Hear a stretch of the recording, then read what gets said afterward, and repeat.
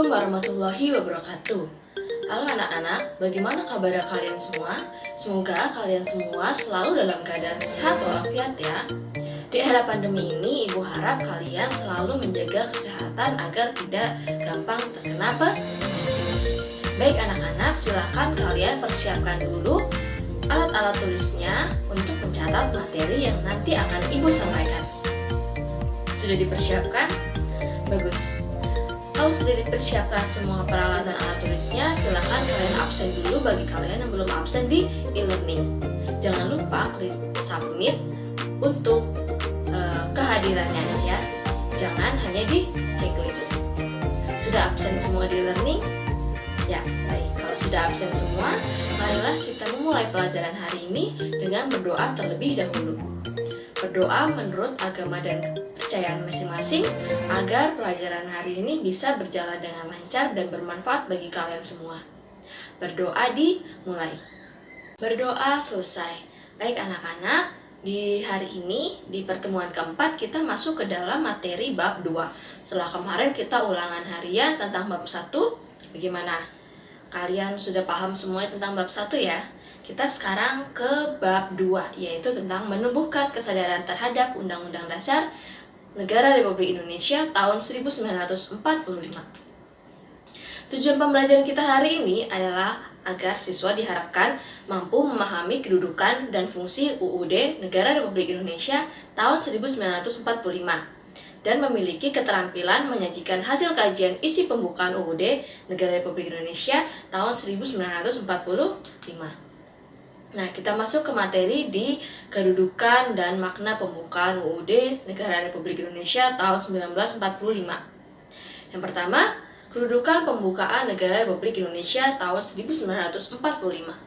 Nah, ini adalah pembukaan dari Undang-Undang Dasar Negara Republik Indonesia tahun 1945. Ya, ini biasa dibacakan pada hari Senin ya, saat upacara bendera ya. Biasanya kalau tatap muka kita mengadakan upacara bendera, yaitu ada sesi pembacaan UUD, pembukaan UUD 1945. Di dalam undang-undang ini, di dalam pembukaan undang-undang ini terdapat 4 alinea ya. Di dalam pembukaan UUD terdapat 4 alinea ya. Bisa kalian lihat. Nah, pembukaan memiliki hubungan yang erat dengan proklamasi kemerdekaan. Pembukaan juga memuat kaidah-kaidah yang fundamental bagi penyelenggaraan negara. Pembukaan merupakan bagian yang tidak terpisahkan dari Undang-Undang Dasar Negara Republik Indonesia tahun 1945. Sistematika atau tata urutan. Ya, kalau kalian tidak mengerti sistematika itu apa, sistematika adalah tata urutan. Sistematika Undang-Undang Dasar Negara Republik Indonesia tahun 1945 sebelum perubahan atau amandemen. Amandemen itu adalah perubahan. Terdiri atas bagiannya yaitu ada pembukaan, ada batang tubuh. Batang tubuhnya terdiri dari pasal-pasal, dan yang ketiga ada bagian penjelasan. Itu urutan dari Undang-Undang Dasar, yaitu pembukaan, yaitu ada 4 alinea, batang tubuh, yaitu terdiri dari pasal-pasal, dan bagian penjelasan. Nah, kalau sistematika Undang-Undang Dasar Negara Republik Indonesia tahun 1945 setelah perubahan atau setelah amandemen terdiri atas bagian pembukaan dan pasal-pasal saja, tidak ada bagian penjelasannya. Itu. Ketentuan tentang sistematika UUD Negara Republik Indonesia tahun 1945 ditegaskan dalam pasal 2 aturan tambahan, yaitu dengan ditetapkannya perubahan setelah diamandemen Undang-Undang Dasar ini, Undang-Undang Dasar Negara Republik Indonesia tahun 1945 terdiri atas pembukaan dan pasal-pasal. Jadi hanya terdiri dari pembukaan dan pasal-pasal, tidak ada bagian penjelasannya. Nah, apa hubungan pembukaan dan proklamasi kemerdekaan? Nah, ini adalah teks proklamasi. Bunyinya adalah proklamasi. Kami bangsa Indonesia dengan ini menyatakan kemerdekaan Indonesia. Hal-hal yang mengenai pemindahan kekuasaan dan lain-lain diselenggarakan dengan cara seksama dan dalam tempo yang sesingkat-singkatnya. Jakarta, hari 17, bulan 8, tahun 1945. Atas nama bangsa Indonesia, Soekarno-Hatta. Bagaimana? Kalian hafal teks proklamasi? Nah, ini adalah teks proklamasi negara kita ya, dimana dibacakan pada saat hari kemerdekaan. Hubungan proklamasi dan pembukaan Undang-Undang Dasar Negara Republik Indonesia tahun 1945 dapat diamati dari isi kedua naskah tersebut. Ya, proklamasi kemerdekaan memuat dua hal pokok, yaitu pernyataan kemerdekaan bangsa Indonesia dan tindakan yang harus segera dilakukan dengan pernyataan kemerdekaan. Di alinea ketiga, pembukaan Undang-Undang Dasar Negara Republik Indonesia tahun 1945 memuat pernyataan kemerdekaan. Ya. Jadi di alinea ketiga itu memuat pernyataan kemerdekaan. Pernyataan kemerdekaan di alinea pertama ini diawali dengan pernyataan bahwa kemerdekaan adalah hak segala bangsa. Lalu di alinea kedua, alasan perjuangan kemerdekaan bangsa Indonesia telah sampai pada saat yang menentukan.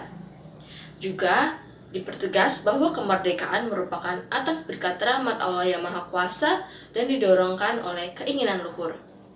Dengan demikian, pada dasarnya alinea pertama sampai dengan alinea ketiga itu merupakan uraian terperinci dari kalimat pertama proklamasi kemerdekaan. Nah, di alinea keempat memberi arah pertanggungjawaban terhadap pelaksanaan proklamasi kemerdekaan. Kemudian, isi pokok kedua proklamasi kemerdekaan yaitu tindakan yang harus segera dilakukan antara lain dengan menetapkan Undang-Undang Dasar Negara Republik Indonesia tahun 1945 yang memuat tentang pembukaan. Ya, itu tadi hubungannya proklamasi dengan pembukaan Undang-Undang Dasar Negara Republik Indonesia, di mana dalam pembukaan Undang-Undang Negara Republik Indonesia itu terdapat pernyataan kemerdekaan yang berhubungan dengan proklamasi. Nah, makna alinea pembukaan Undang-Undang Dasar Negara Republik Indonesia tahun 1945. Tentunya setiap makna dalam pembukaan Undang-Undang Dasar itu terdapat tentunya di dalam alinea itu terdapat makna-makna yang harus kita pelajari di bab ini. Apa saja maknanya? Ya, di alinea pertama pembukaan. Silakan kalian lihat dulu pembukaan Undang-Undang Dasar ya teksnya. Nah, di alinea pertama pembukaan Undang-Undang Dasar Negara Republik Indonesia tahun 1945 menunjukkan keteguhan dan tekad bangsa Indonesia untuk menegakkan kemerdekaan dan menentang penjajah. Nah, di alinea pertama ini ada menunjukkan tekad dan keteguhan untuk menegakkan kemerdekaan dan menentang penjajah ya. Nah, lalu di alinea ini memuat dalil objektif, yaitu bahwa penjajahan di atas dunia harus dihapuskan karena tidak sesuai dengan peri kemanusiaan dan peri keadilan. Dan kemerdekaan merupakan hak asasi semua bangsa di dunia. Dalil ini menjadi alasan bangsa Indonesia untuk berjuang memperoleh dan mempertahankan kemerdekaan. Alinea pertama ini juga mengandung dalil subjektif. Kalau tadi dalil objektif, ini ada dalil subjektif, yaitu aspirasi bangsa Indonesia untuk melepaskan diri dari penjajahan. Bangsa Indonesia telah berjuang selama ratusan tahun untuk memperjuangkan kemerdekaan Indonesia. Perjuangan ini didorong oleh penderitaan rakyat bangsa Indonesia selama penjajahan dan kesadaran akan hak sebagai bangsa untuk merdeka. Di alinea kedua, nah makna dari alinea kedua ini, alinea kedua menunjukkan ketepatan dan ketajaman penilaian bangsa Indonesia. Yang pertama, bahwa perjuangan bangsa Indonesia telah mencapai tingkat yang menentukan, bahwa momentum yang telah dicapai harus dimanfaatkan untuk menyatakan kemerdekaan. Dan yang ketiga, kemerdekaan harus diisi dengan mewujudkan negara Indonesia yang merdeka, bersatu, berdaulat, dan makmur. Nah, makna di alinea ketiga.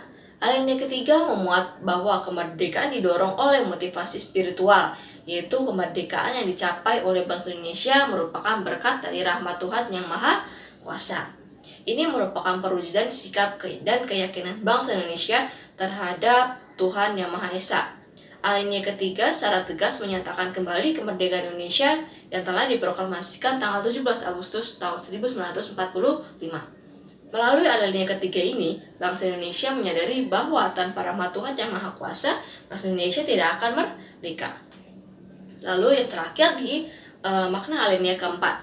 Alinea keempat itu mempunyai makna Pembukaan Negara Republik Indonesia tahun 1945 memuat prinsip-prinsip negara Indonesia, yaitu yang pertama, tujuan negara yang akan diwujudkan oleh pemerintah negara. Yang kedua, ketentuan diadakannya Undang-Undang Dasar. Yang ketiga, bentuk negara, yaitu bentuk republik yang berkedaulatan rakyat. Dan yang keempat, dasar negara, yaitu Pancasila.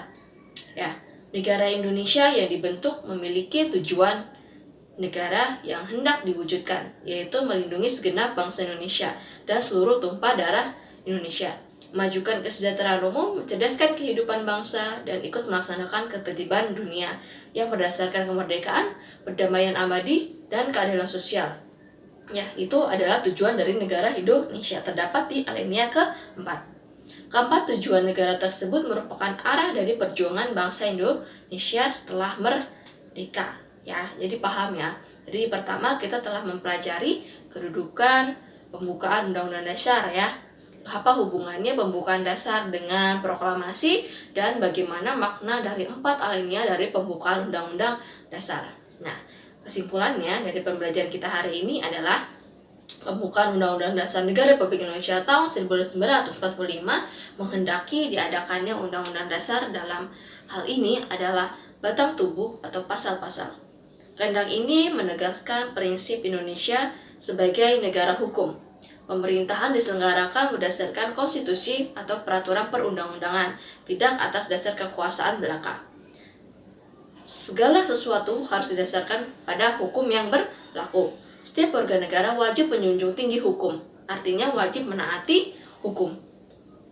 Prinsip bentuk negara, yaitu susunan negara Republik Indonesia yang berkedaulatan rakyat. Republik merupakan bentuk pemerintahan di mana pemerintahan di sebagiannya itu bersifat turun-temurun, ya,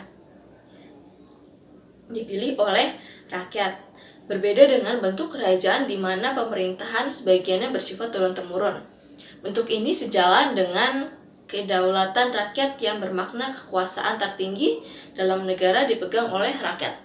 Rakyat yang memiliki kekuasaan untuk menyelenggarakan pemerintahan, baik secara langsung maupun tidak langsung, melalui lembaga perwakilan rakyat. Jadi berbeda dari negara yang yang berbentuk kerajaan di mana pemerintahannya secara turun-temurun. Kalau bentuk negara kita adalah bentuk negara republik ya, yang berkedaulatan rakyat. Jadi kita memiliki lembaga perwakilan yaitu DPR sebagai penyalur dari aspirasi masyarakat. Anak-anak, itulah materi kita hari ini. Bagaimana? Sudah paham semua ya? Kalau ada yang belum paham silakan WA saja ke Ibu untuk menanyakan pertanyaan yang kalian belum pahami. Ya, jangan lupa setelah pembelajaran hari ini kita mengerjakan tugas evaluasi atau tugas harian di e-learning ya. Kerjakan tugasnya agar kalian bisa mendapatkan nilai dari pembelajaran hari ini. Ya. Baik, sebelum menutup pembelajaran hari ini agar pembelajaran tadi bisa bermanfaat bagi kita semua, ya. Marilah kita berdoa dulu. Berdoa menurut agama dan kepercayaan kalian masing-masing. Berdoa dimulai. Berdoa selesai. Baik, terima kasih anak-anak telah mengikuti pembelajaran hari ini. Assalamualaikum warahmatullahi wabarakatuh.